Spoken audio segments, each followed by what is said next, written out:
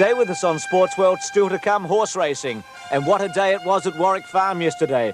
Max Presnell joins Keith Hillier as Keith takes a look at Moonee Valley as well.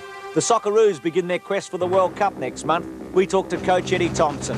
A wrap of motorsport, including Nigel Mansell's historic victory in the World Championships. Jack Newton joins us as the last of the majors in golf has been played and won by Nick Price. Plus a wrap of AFL and Rugby League. Well, welcome back. Let me start right off the top by saying the scones this morning from Vi were outstanding, Keith. My tummy was rumbling and I couldn't wait for them. The best yet? Oh, brilliant. Thank you for that. Pleasure, Bruce. So was the racing at the weekend outstanding, both at Warwick Farm in Sydney and at Moonee Valley, and also in New Zealand. Rough habit trial between races at Wanganui yesterday, and Viander Cross won a blinker trial during the week. We're seeing the emergence of some of the best already here, and the best to come from New Zealand pretty soon. Given a choice, would you rather have been at Moonee Valley, as they called it yesterday, or Warwick Farm? Where did you think the real pulse was racing yesterday? Well, I think Moonee Valley lost nothing with King Marauding's win. His time was the fastest by any winning three-year-old of the Manikato Stakes. There's been a few smart ones have won it. Vane, Century, Dual Choice. His is something special, Bruce. We shouldn't not acknowledge that. And he's going to go on and win more big sprints during the spring. Yes, he looks outstanding. Shaftesbury Avenue looked pretty good yesterday. Max Presnell from the Sydney Morning Herald joins us this morning. Max, terrific clash between two great horses, Shaftesbury Avenue and Superimpose, and both horses came out really with victories, I felt, yesterday.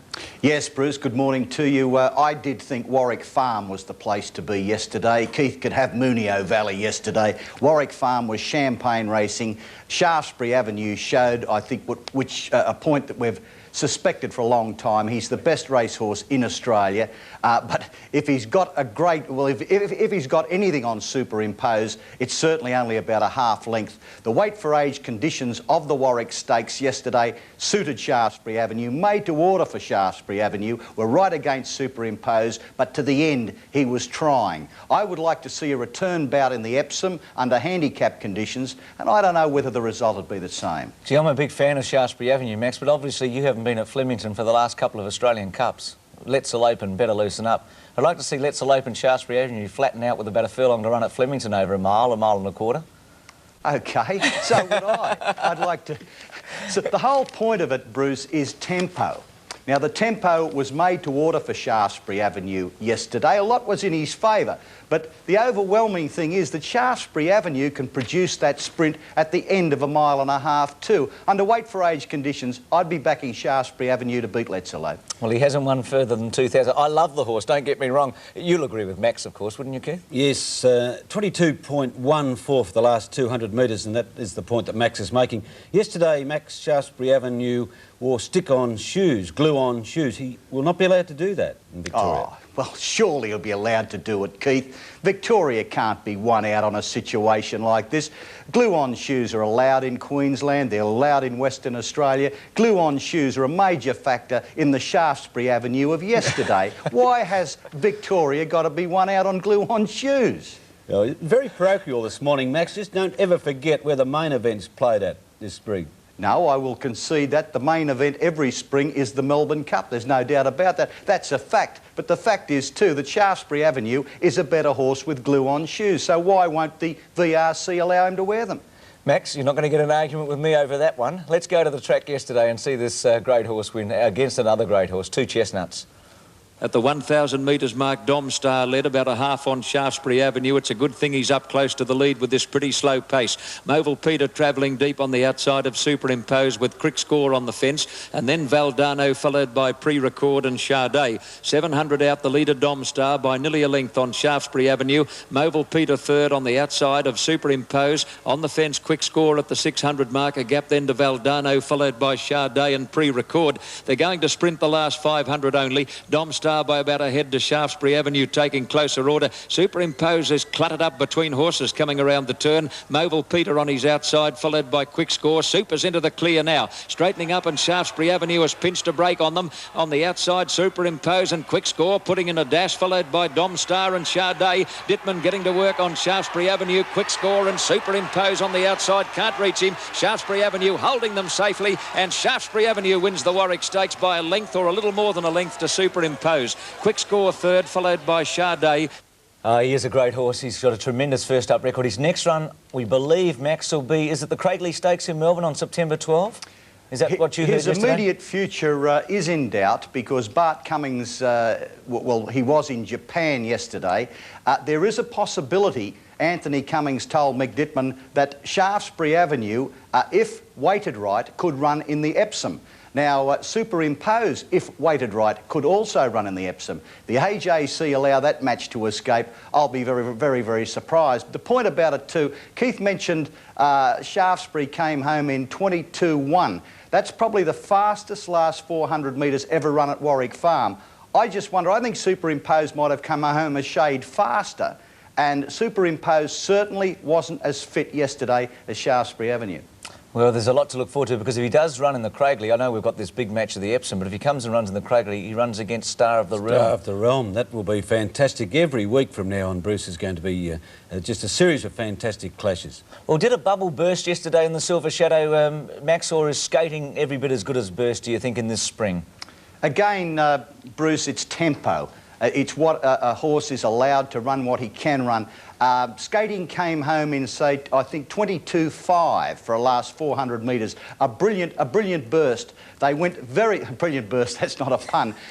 They went very slow early in this race, so it was a sprint home. Shane Dye had his critics on burst. I've been critical of Dye in the past, not yesterday. Dye did what he had to do under the tempo of the race. Burst wasn't good enough on the day, was beaten by a better filly on the day, but nevertheless, I don't think you can take anything away from Burst or Shane Dye. Well, let's have a look at the Silver Shadow yesterday and skating's victory. Tightly packed, approaching the 600 mark. It's Clocker, Skating and Stay in Bloom on the outside, makes a line of 3. Burst is parked right behind them on the outside of So and So. Flitter between horses. Yodelay flat to the boards, followed by Jewel of Africa, Allegheny, Diamond Capri and Janole is last as they turn the corner. Burst has got to go about 4 deep, but Dye looks very confident as they straighten up. Clocker the leader over Skating and then Stay in Bloom. Now he goes for Burst, and the filly on the outside is coming after them. Clocker and Skating are the 2 leaders. He's got to go for Burst. She's slowly but surely picking them up, but Skating is in front. Burst won't pick Skating up. Skating is holding on. It's a boil over in the Silver Shadow. Skating beat Burst. Third's close, Clocker or Stay in Bloom. There's 2 smart fillies there. John Marshall, who won the race on Skating, will go back to Hong Kong this week, and I predict that he will be the colony's top jockey because of his freelance situation at the end of the season. Here's bad luck for Jim Cassidy there, who would have had the ride. Let's now go to the up-and-coming, and I'll ask Max about his impressions of West End. As they come to the turn on the fence, Irish Rort, West Enders between horses, followed by Air Seattle and Coronation Day. Heads a turn for home, King Seal and Winning Combo. In third place, Renoki Boy, followed by Full Count, Irish Rort. West End into the clear, Sir T going with him. At the 200, Winning Combo, the leader. Santa Kima squeezing through close to the inside. They're all over the place. West End wide out with Sir T. West End is in front, close to home, and Harry Lawton cracks it for a double. West End wins the up-and-coming. Santa Kima second, Sir T third. Well, Anthony Cummings, Max, I know, was fined over that horse, West End. Do you think the colts are as good as the fillies? I just get the feeling that the fillies, except for Clan O'Sullivan, might be superior. I think a point that I must make, Bruce, 3 1,200 metre races yesterday. All 3 were run in the same time, 1:99. I don't think there's a great deal between the fillies and the colts, but when they'll clash and the colts will have to give the fillies weight, I think they'll find it pretty tough. I wasn't overwrapped with the form of the up-and-coming yesterday, and I certainly wouldn't be backing any of the runners to beat King Marauding over 1,200 metres. Fair enough. Well, let's look at the other 1,200 metre race, and the horse we're really interested in here is not the winner Cavalier, who's good and honest, but the horse that was running on Naturalism. To the turn, Burrendar Boy with the inside running, just led Cavalier. Graphic makes a line of 3, and right behind those Page Prince. Let's Hurry about to be pulled into the clear, giving Bold Promise a brush as they straighten up, where Burrendar Boy is the leader, being tackled by Cavalier, Page Prince followed by Graphic, and the others look to be struggling. Burrendar Boy still in front. Old Cavalier inch by inch is wearing him down. Burrendar Boy tackled by Cavalier. Cavalier grabbed him on the line. Cavalier beat Burrendar Boy, Page Prince third. Your thoughts on Naturalism, Max? A very good run. They crawled along early, which didn't suit Naturalism. He covered a lot more ground. He was getting to the line very well at the finish. He looked in good order. Naturalism is spot on for his spring campaign. And Keith, your feelings on him in comparison, say, with Viander Cross and Star of the Realm? Yes, I thought it was a good workmanlike performance yesterday. Nothing to rave about, but something that was expected from him, Bruce. Well, you raved about King Marauding. Let's see why, because his run in the Manikato was pretty special yesterday. And watch at the halfway mark, interference. Street Ruffy in the inside first to bound out from King Marauding, who began brilliantly in the centre. Away fast as Black Rouge, going fast just behind them. High Chicago, Dark Bower. Over on the inside, starring a bit further back as Grey Man, followed by Ellie Shan from Durbridge and Plum Crazy last of all. King Marauding takes the leader. A half length to Street Ruffy and High Chicago close up, and behind the Black Rouge got a slight check and drop back on top of Dark Bow, who's got back to last as they run down with about 750 metres left to go. King Marauding in charge. A half length High Chicago, Street Ruffy in the inside. Ellie Shan making ground is just behind them. Grey Man followed by Gotti centre field. Black Rouge is on the inside of Durbridge and Dark Bow, followed by Starring and Plum Crazy up towards the home turn. 600 to go. King Marauding is the leader by a half length to Ellie Shan, the outside High Chicago. This leader skipped away on the home turn. King Marauding is out full of running, about 2 lengths to Ellie Shan. The others are struggling, headed by High Chicago. Back behind them, Durbridge is coming home well from a long way back, and they're followed by Gotti as they straighten up, but King Marauding with a long break. Durbridge is down the outside running on, followed by High Chicago, and back behind them is Gotti. King Marauding's got a big break. Durbridge is starting to flash down the outside, but King Marauding's got a winning lead. He's stopping a bit near the line, but he's too good, King Marauding, and the 3-year-old King Marauding, he's down on the post to score 2.5 lengths to Durbridge. Gotti's run third. Yes, nominal favourite now for the Ascot Vale Stakes. A big win by King Marauding, and Phil Alderman, an 11-week suspension for causing mid-race interference. 11 meetings, I think. 11 meetings. Yeah, you can ride him in the Ascot Vale. Durbridge looked very good. Durbridge, the winner of the Derby last year, the AJC Derby, an enormous run, because he hadn't raced for nearly a year. But I don't know where his path is. He's got 56 or 56 and a half in the Cups. That's too much weight for him. So maybe the Cox Plate, and I wonder whether he's good enough for that. Max, very briefly, Clan O'Sullivan versus King Marauding. Clan O'Sullivan, if he's at his peak. Yeah, I'd agree with you. He was the best as a 2-year-old, but he's going to have to improve because this horse has made some improvement. Let's look at Primacy yesterday. This is another 3-year-old who looked pretty impressive in winning the Mitchell Mackenzie. 500 metres left to go as they run down the school side. Bronze Legend in charge, leading about a half length to Mr. Elegant, a length and a half further back. Ridden along now is Primacy. Snack Pack is under some pressure. Preeminence is coming around them on the outside, and a long gap to Western Velvet, followed by Party Sun and Condescension as they make the home turn. Bronze Legend looks to be going well as they straighten up and got away by a length and a half. Now Primacy pulled to the outside, is starting to run on. He's the danger. Primacy coming after Bronze Legend halfway down the running. Primacy going to Bronze Legend. Primacy is going home the better, got level, takes the lead, and Primacy coming away, and Primacy won it nicely by a half length to Bronze Legend. 3 lengths away third, Mr. Elegant, followed by Snack Pack. Well, Preeminence looks to struggle. Keith, briefly, Primacy now versus King Marauding, Clan O'Sullivan, because we're talking Ascot Vales with this horse. Yes, he'll be outclassed in that event, to my mind. Not good enough. OK, Max and Keith, here's the latest markets on the Caulfield Melbourne Cup. Early days we know, but Star of the Realm and Viander Cross are equal favourites for the Caulfield Cup at 10 to 1. Royal Magic, I believe, has had one run in New Zealand at 12 to 1.